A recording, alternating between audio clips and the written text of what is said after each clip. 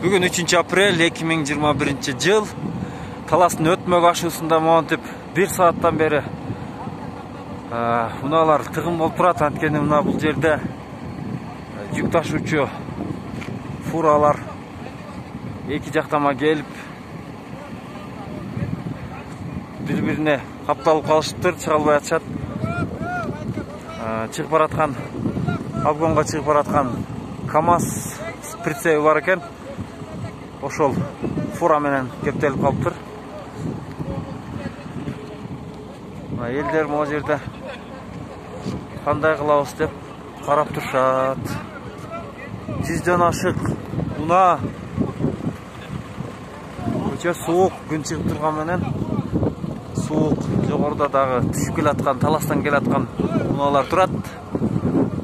Кыр жакта. Ал жакта болсо ылдыйга чейин 100дөгөн жеңил унаалар, КамАЗдар пробка болуп туруп калышты.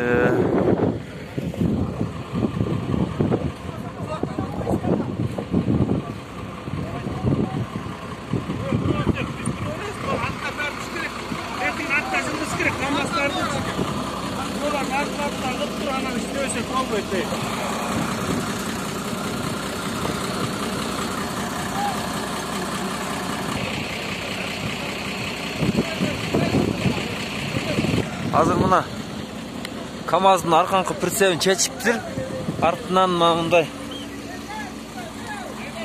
грейдер такап сүрүп кармап турат. Кишилер балдар сүрүп атышат. КамАЗдын ортосуна